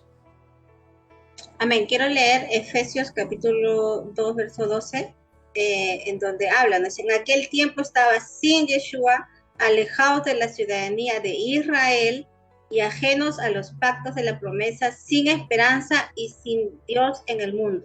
Pero ahora en Yeshua, vosotros que en otro tiempo estabais lejos, ¿quiénes estaban lejos? Si nosotros vamos y vemos el nosotros y buscamos, era todo Israel, habéis sido acercados por la sangre de Yeshua, porque Él es nuestra paz, que de ambos pueblos, y ahí sí también esos ambos pueblos, Judá e Israel, hizo uno, lo va a hacer, derribando la pared intermedia de la separación, aboliendo su carne las enemistades, la ley de los mandamientos expresados en ordenanzas, para crear en sí mismo de los dos un solo nuevo hombre, haciendo la paz. Ahora, cuando el cristiano lee esto, dice, sí, no, antes éramos mundanos, ¿no? Pero cuando llega el versículo 15, confunde eso, dice, la ley de los mandamientos expresados en ordenanza. Me gustaría que pudieras explicar un poco esto, para que el que pueda escuchar entienda a qué se está refiriendo esta parte del verso. Sí. Bueno, la Torá se divide en mandamientos, estatutos, decretos y ordenanzas. Hay que entender que hay diferencias. A través del pastor Horacio, él me explicó en hebreo qué significa cada una de ellas y cuáles son sus implicancias y características. En este caso, esa ley de mandamientos expresadas en ordenanzas se refiere a las maldiciones que estaban en contra de nosotros. Y eso lo dice el contexto, porque los primeros versículos de Efesios 2 habla que nosotros estábamos muertos en delitos y en pecados. Amén. Ahí, todo eso ya nos da el contexto de los versículos posteriores. ¿Qué es un delito? Es una transgresión en el ámbito penal que conlleva pena de muerte o pena de cárcel en el contexto penal. Un delito puede ser con dolo o puede ser por culpa. En este caso, en las cosas del Eterno, los delitos se refiere a la transgresión de la Torá. Primera de Juan capítulo 3, verso 4 define lo que es el pecado. El pecado es la transgresión de la ley. Es la transgresión de la ley. Y nosotros habíamos estudiado al principio que al transgredir, nosotros recibimos consecuencias, maldiciones. Y eso conlleva finalmente a la muerte. Eso lo habla Santiago, el mismo apóstol Pablo y toda la escritura. Entonces, esos mandamientos expresados en la ley son maldiciones que estaban en contra de nosotros, porque vivíamos una vida por la ley del pecado. Estábamos bajo la ley, el huponomos, bajo la ley. Estábamos bajo la condena de la ley y vivíamos en transgresión, vivíamos en rebeldía, éramos contumaces y naturalmente pecadores. Pero cuando aparece el Cristo a nuestra vida y lo aceptamos como nuestro Señor y Salvador, Él rompe el yugo del pecado y el Espíritu toma dominio de nuestra vida para obedecer la ley y ya no estar bajo la ley. Amén, amén, amén. Sí, también hay que entendernos, o sea, cuando uno pecaba o peca, tiene consecuencias, ¿no? No es que tú ya pecas y todo te sale bonito, no, el Eterno estableció una ley, dice, tú pecas, Deuteronomio 28, del 28 del 15 hacia adelante dice, ¿no? Estas maldiciones te alcanzarán, vendrá tus hijos y tendrás esta enfermedad, y hemos visto toda esta generación que no guardaba la Torá, que no seguía al Eterno, ha cargado desde sus antepasados esas maldiciones, ¿no? Que muchas veces nos llegaron a nosotros. Y ahora, ¿por qué nosotros está despertando el Eterno ese sentir de volver a la obediencia, de romper esa maldición? Es porque ya terminó el castigo de todo Israel, ¿no? Y eso también se puede sacar cuentas desde Ezequiel, ¿no? Me parece que es el capítulo 4, Exacto. donde el Eterno le manda a dormir de un lado por Judá y del otro lado por Israel, ¿no? Que sería un tema muy hermoso poder tocarlo más adelante, pero sí, vemos que ese castigo terminó y hoy en día el Eterno está, como dice, silbando, ¿no? Y como él dijo, ¿no? Mis ovejas oyen mi voz y ellas me siguen, ¿no? Y una de las cosas que él dice en Mateo 15, si más no recuerdo, dice que él solamente había venido por las ovejas perdidas de la casa de Israel. Un cristiano cuando lee eso, o cuando yo leía eso, decía, ¿quiénes eran esas ovejas, no? Y decía, no lo entendíamos. Pero cuando uno ya va a la palabra y ve que las ovejas es Israel, ¿no? Y que nuestro Elohim es el pastor. Entonces, si nosotros vamos a ver sacar un contexto en la palabra de conocido Nuevo Testamento, primero tenemos que haber ya conocido, leído, estudiado el conocido Antiguo Testamento, ¿no? Los hermanos que nos están escuchando. Entonces vemos cómo el Eterno ya nos ha quitado, está quitando y está llamando a sus ovejas en la dispersión. Amén, mi hermano. Claramente, como lo dice Jeremías 50, el pastor es Yod-Hei Bat-Hei, él es el pastor. Y después, curiosamente, Yeshua se pronuncia como el pastor. Bueno, el tema de la deidad de Yeshua, yo creo que Yeshua es Elohim, pero Amén. yo no soy ni unicitario, ni trinitario, ni de la doctrina de Hat. Yo lo he dicho varias veces, creo que ese tema es bien espinoso y que nuestra mentalidad humana no la puede entender en plenitud. Por eso lo dejo para el día de la redención, para el último sonar de la trompeta, cuando usted y yo, si somos salvos, tengamos cuerpos glorificados y transformados, ahí vamos a entender en plenitud muchas cosas. Hay cosas que no las podemos entender en plenitud, porque claramente hay pasajes que muestran que Yeshua habla con el Padre, entonces, como está hablando consigo mismo, y en otros muestra que sí es el mismo. Entonces, llegué para no hacerme más caldo de cabeza, pero sin negar lo uno y lo otro, se lo dejo en las manos del Señor cuando seamos transformados. Ahora, estamos en el tiempo de la restauración y muchos de nosotros estamos despertando y el Señor está sacando de la iglesia evangélica, de las iglesias católicas, mormonas, de todos lados está trayendo, porque es un mover del Espíritu y este es el verdadero avivamiento, como usted lo decía al inicio. Volver a los mandamientos, hacer teshuvá. Ese es el verdadero avivamiento. Y el Señor lo está sacando de Babilonia Babilonia representa el judaísmo. Con el estudio histórico me di cuenta que representa el judaísmo, la falsa religión, el judaísmo. Y Roma, usted sabe lo que representa Roma. Roma representa catolicismo romano y sus hijas. Así que el Señor está sacando de todos de esos lados, porque muchas personas han despertado a la Torá, pero siguen con leyes rabínicas, siguen con mandamientos de hombre. ¿No fue por esa razón que el Señor los metió en cautiverio? ¿Quieren entrar de nuevo en cautiverio ustedes? ¿Qué dice Deuteronomio capítulo 4, verso 2? No añadiréis a mi palabra que yo os mando. ¿Qué dice Deuteronomio 12:32? Lo mismo. Es un mandamiento. No podemos darnos el lujo de agregarle a la Torá, ni añadirle, ni quitarle. Por favor, ahora que usted conoce la verdad, manténgase en esa línea. Como Josué, esfuérzate y sé valiente en meditar en la ley de Moisés y en guardarla, no a irse ni a diestra ni a siniestra. Ese mismo consejo de Josué, el Señor te la está dando en esta hora. Si estás guardando leyes rabínicas y cosas por el estilo, siendo tú gentil en cuanto a la carne, tú estás, como dice Gálatas capítulo 3, verso 10, estás bajo maldición. Es muy fuerte lo que estoy diciendo, pero ese es el contexto de Gálatas 3:10. Los que dependen de las obras de la ley están bajo maldición porque no están permaneciendo en la ley que está escrita. Las obras de la ley vienen del griego ergosomainomos, que se refiere a leyes añadidas a la Torá, y eso lo podemos corroborar con un estudio empírico que se hizo en el año 48 al 56 en las cuevas de Qumran, cuando se descubrieron los rollos del Mar Muerto, el MMT, que significan las obras de la ley, que era una enseñanza de los esenios, el Mikah Hatzat Torah, que refiere a las obras rabínicas que le añaden a la Torá. Entonces hay que tener cuidado. Cuídate de ti mismo y de la doctrina, dice la palabra del Señor. Claro, una de las cosas que nosotros hemos aprendido, bueno, en el caso de nuestros hermanos que estudiamos la palabra aquí, este grupo pequeño, y aún con mi esposo, es que nosotros tenemos que ir a la Torá y tomarnos de la Torá, como dices tú, ¿no? Deuteronomio 4, no añadirás y no quitarás. Entonces, tratamos de centrarnos en lo que es la palabra, la instrucción, la Torá, y no salirnos de ahí, ¿no? Para que el Eterno también se agrade de nosotros, ¿no? Es venir al Eterno, estar con nuestro Yeshua, estar en la instrucción a la Torá y no irnos hacia el judaísmo o no Exacto. irnos al no sé, pues al cristianismo o a la religiosidad, sino que el Eterno nos mandó a estar en la Torá. Como dices tú, pues Josué, el Eterno le manda a meditar en la instrucción. No le dice medita tal libro o medita esa tradición, no, el Eterno nos manda a nosotros a guardar lo que es su palabra.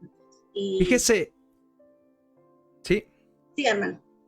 Sí, fíjese que Josué tomó tan en serio lo que le dice el Señor en el capítulo 1. Y le dice como 3 veces, esfuérzate y sé valiente, pero en la Torá, no esfuérzate y sé valiente en tu estudio, en tu profesión, en tu emprendimiento, no, es la ley, hay que esforzarse y ser valiente, mantenerse en la ley. Por algo el Señor le dijo eso a Josué, porque el hombre es dado al mal y quiere desviarse, quiere ir a cosas nuevas, nuevos conocimientos, que suena bueno el rap, el rabino, y le gusta eso, el hombre es así, quiere escuchar nuevas sabidurías.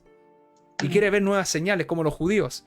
Entonces, al final del capítulo del libro de Josué, en el último capítulo, él dice, tan en serio que tomó el asunto, que dijo, yo me desvinculo con este pueblo de alguna manera. Yo y mi casa serviremos a Yod Hei Bat Hei. No sé si ustedes, porque yo me esforcé de enseñarle la palabra, estar por delante, pero yo y mi casa serviremos al Señor. Nosotros no nos vamos a desviar. ¿Y qué dijo el pueblo de esa generación? No, vamos a seguir tu Dios. Ellos realmente temieron y dijeron, no vamos a cometer el error que nuestros padres que perecieron en el desierto.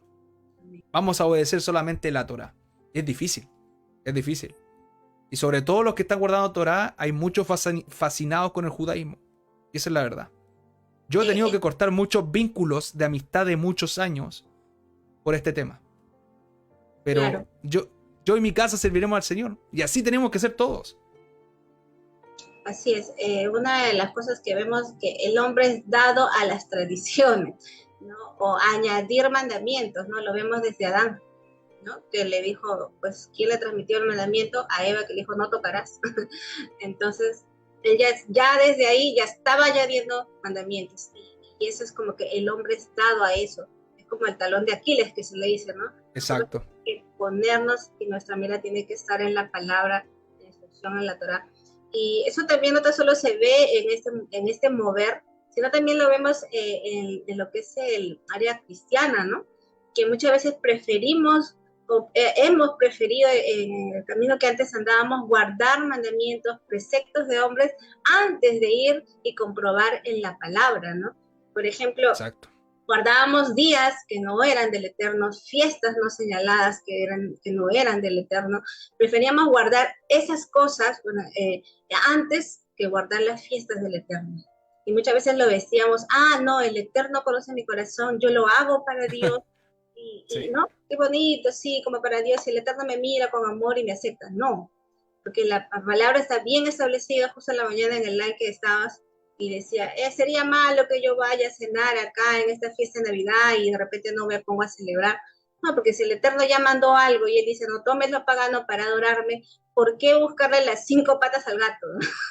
No, pues, no, o sea, si el Eterno te dice, no hagas, es porque no hagas, ¿no? Amén. Si te dice, ándate por ese camino, no comas este cerdo, no comas lo que es inmundo, sé por qué te lo digo, obedece, ¿no? Pero a nosotros, nuestro método, lo carnal, lo material, nosotros, que muchas veces cuando no estábamos en la palabra, no teníamos el espíritu de Rajacodes, entonces queríamos buscar lo que era nuestro, ¿no?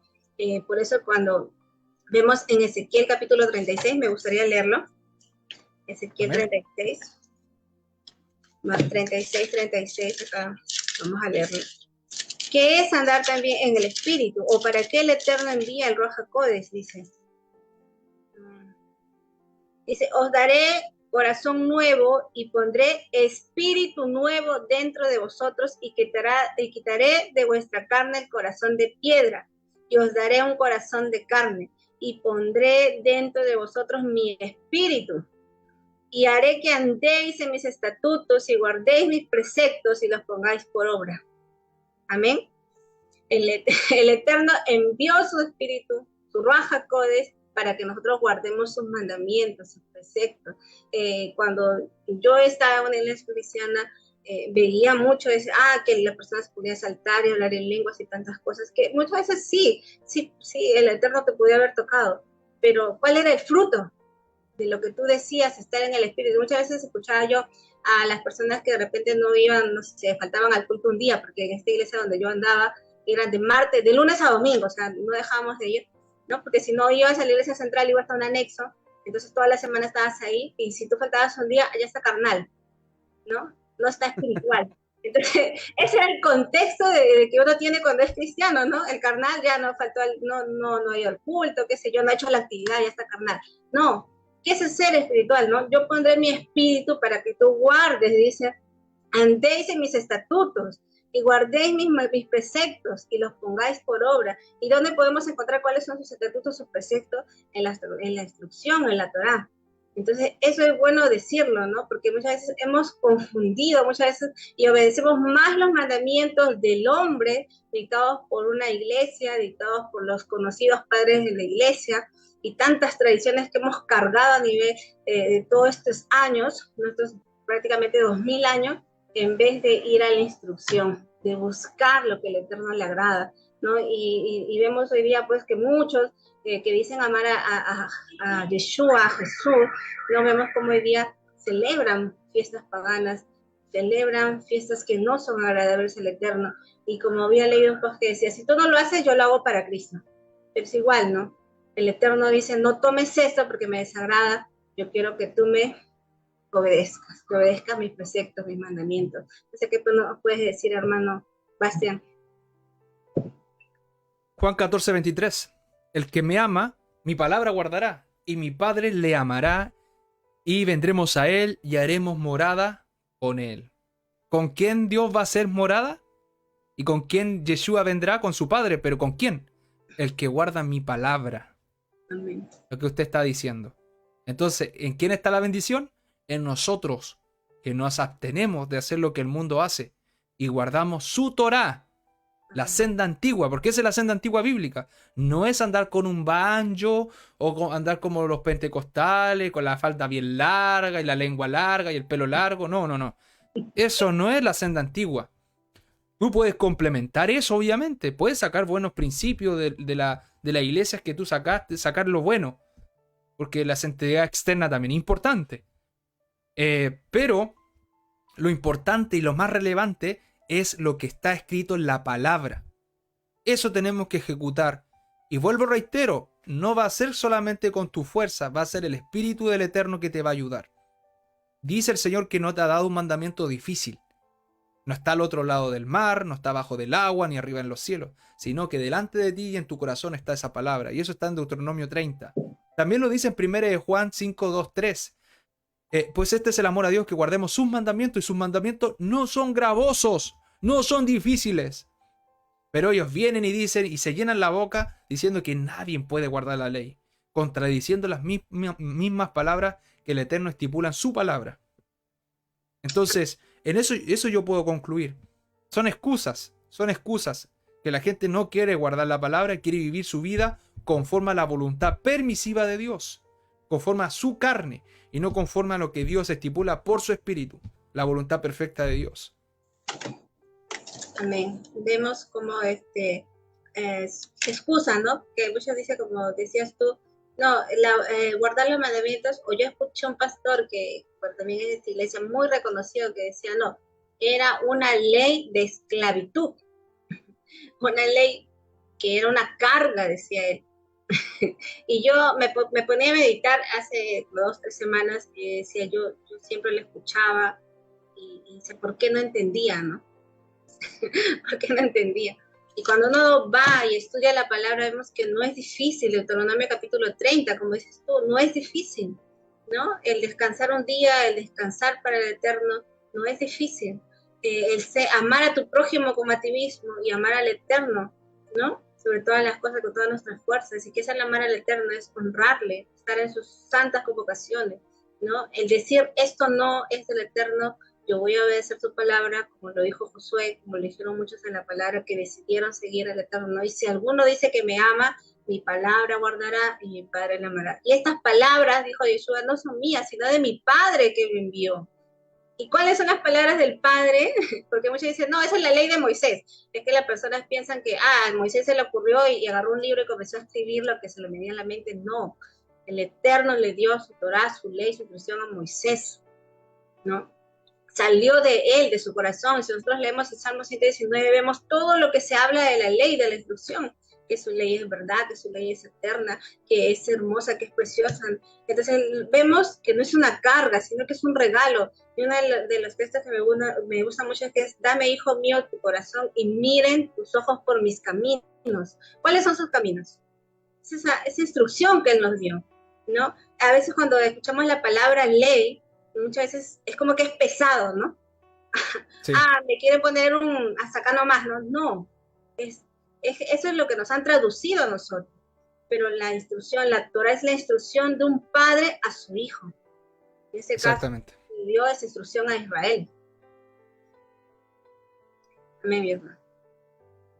Sí, la palabra Torah, su raíz original es yará, que significa dar en el blanco. Entonces podemos juntar la instrucción de la traducción de Torah, instrucción, y yará, dar en el blanco. Entonces podríamos decir que combinando los dos conceptos es recibir instrucciones del Eterno para evitar errar. Y el errar sería el pecado. Entonces está mal, o sea, la palabra ley suena muy tosca, pero la palabra instrucción suena como más de familia, como un padre que le da una instrucción a su hijo. Entonces es importante diferenciar estas cosas, pero tampoco yo nunca me he estigmatizado la palabra ley. Si la verdad es las personas que no quieren escuchar la voz del Espíritu de Dios, ellos se resisten, esa es la verdad. Amén. Porque el Señor ha querido revelarle a todos esto. Si vuelvo, reitero, esto no es para algunos. Él quiere que todos sean salvos, pero la gente voluntariamente se resiste. Amén.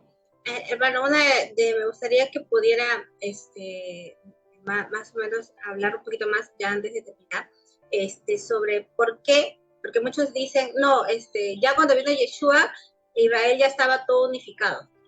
No, cuando Yeshua vino solamente estaba la casa de Judá y algunos de la casa de Israel.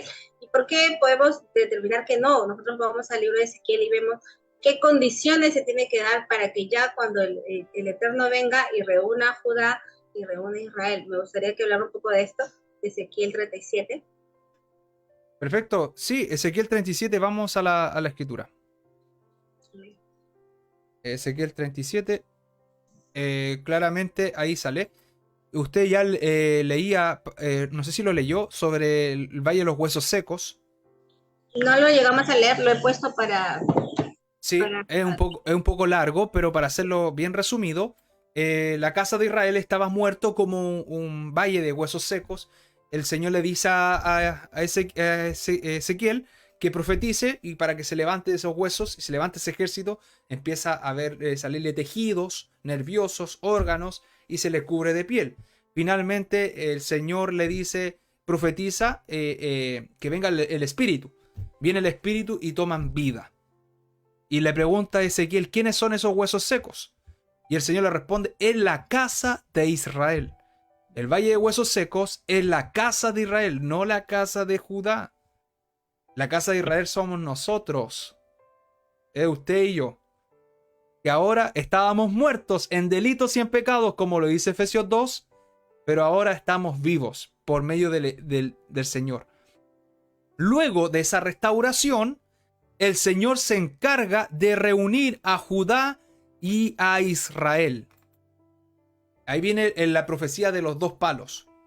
Judá en una mano y Israel en otra mano. Y que le iba a ser uno en su mano.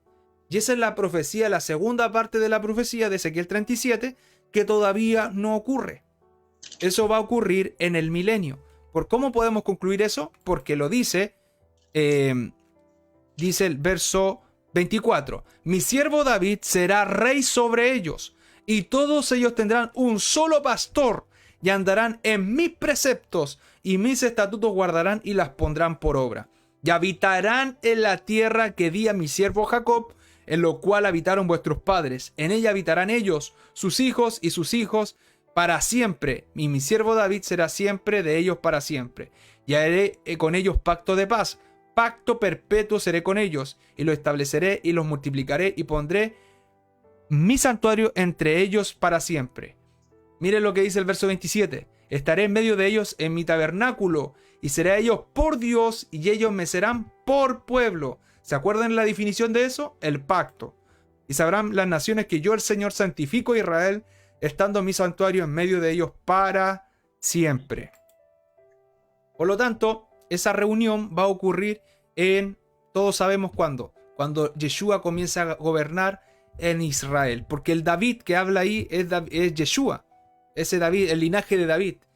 Algunos dicen que literalmente es David, yo no creo eso, yo creo que es Yeshua, porque a él se le da la promesa de gobernar como rey de reyes y señor de amos. Es Yeshua. Él va a gobernar la tierra con vara de hierro y va a destruir a sus enemigos como vasos de alfarero. Entonces ahí va a gobernar durante 1000 años, y nosotros vamos a ser reunidos en la tierra de Israel. Eso es importante aclarar, y esas condiciones van a ocurrir en el arrebatamiento, en el harpazo. Cuando ocurra ese evento, en el sonar de la última trompeta, que habla 1 Corintios 15, Mateo 24, 1 Tesalonicenses, lo que habla también Apocalipsis 11, en la última séptima trompeta, va a ocurrir todo este evento. Y ahí vamos a ser restaurados junto con Judá, y ya no habrán dos naciones, sino una. Israel, el Israel de Dios. Es más, la Nueva Jerusalén tiene 12 puertas, lo puede usted leer en Apocalipsis 21. Tiene 12 puertas y curiosamente tiene el nombre de las 12 tribus de Israel. ¿Por qué no dice la 13ª puerta de gentiles? Porque los gentiles no van a entrar, solamente el Israel de Dios va a entrar. Todos los salvos. Ser salvo significa ser parte de Israel. Ser injertado en Israel. Eso es la salvación.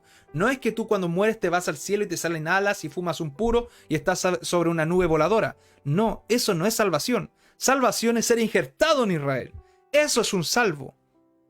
Pregúntale a un calvinista qué es la salvación.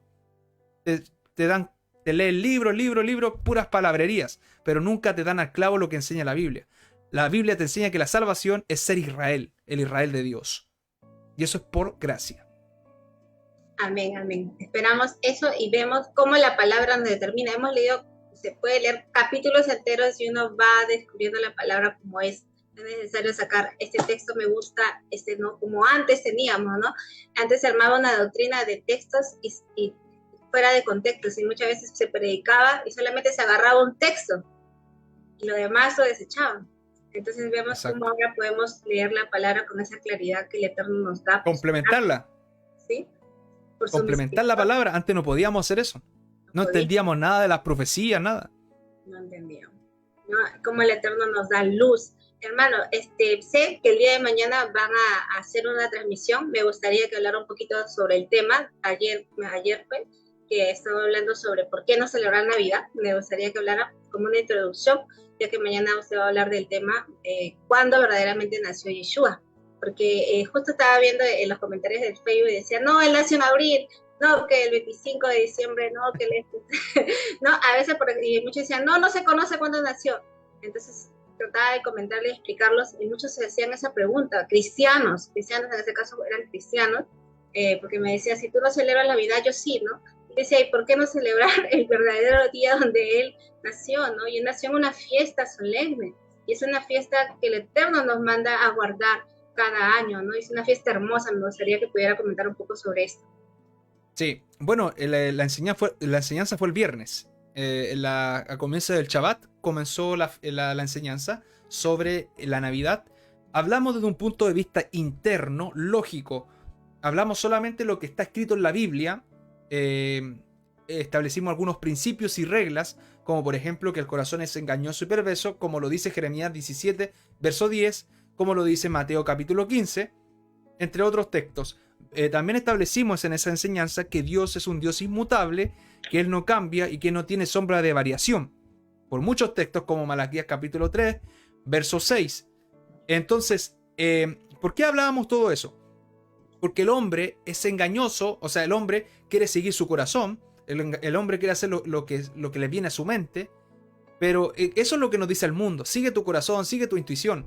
Pero el Señor nos dice que no sigamos nuestro corazón, porque el que sigue su corazón es necio, lo dice el libro de Salmos, o sea, el libro de Proverbios.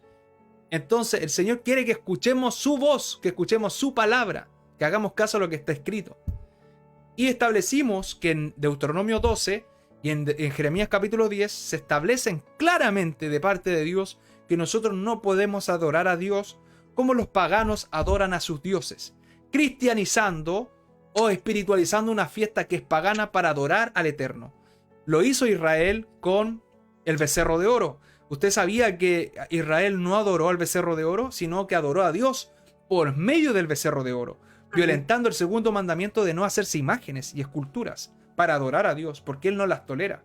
Cuando tú pones el pino perené, pones el árbol, el muérdago y todas las pelotas que representan las gónadas de los demonios, y pones obsequios, que son obsequios para Satanás y sus demonios, cuando tú haces eso, tú estás tomando toda una festividad que viene desde los nórdicos, de la Saturnalia, del mitraísmo y todas estas cosas, y estás violentando Deuteronomio 12, verso 30, porque estás adorando a Dios como los paganos adoran a sus dioses, y eso es un mandamiento establecido, y no podemos hacer eso. Leíamos más de 40 citas de diferentes enciclopedias y libros y diarios oficiales, en el cual descubrimos que la festividad de la Navidad, la festividad de la Natividad, es totalmente pagana e irrefutable.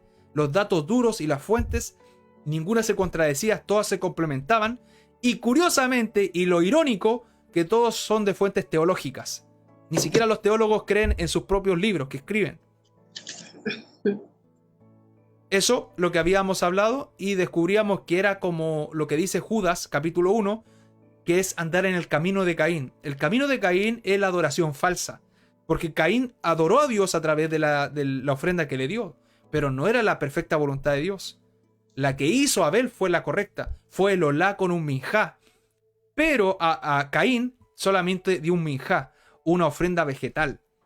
Y la ofrenda que Dios quiere es un olá, un becerro que sea entregado completamente con el minjá, que es lo vegetal y la harina, etcétera, etcétera. Entonces el camino de Caín representa la falsa adoración. Y eso es como está el cristianismo al día de hoy, como Caín, siguiendo su propio corazón y su propia justicia, que son como trapos de inmundicia. Que dice la escritura que son como trapos inmundos, que son las toallas higiénicas que ocupaban en Israel las mujeres. Así de fuerte, puede ser grotesco lo que estoy hablando, pero es la verdad. Así el Señor ve nuestra justicia humana. Él quiere la justicia de su palabra y la que viene por Jesucristo. Esa es la que el Señor recibe, no la de los hombres. Entonces, el día de mañana vamos a hablar la segunda parte del tema de la Navidad. Vamos a descubrir empíricamente a través de un pensamiento lógico, deductivo y abductivo, vamos a descubrir que Jesús no nació el 25 de diciembre, sino que nació, como decía nuestra hermana María, entre septiembre y octubre, la fiesta de los tabernáculos. Y hay mucha evidencia bíblica que nos arroja sobre eso. Y usted se va a sorprender si pone atención. Para la gloria de Dios.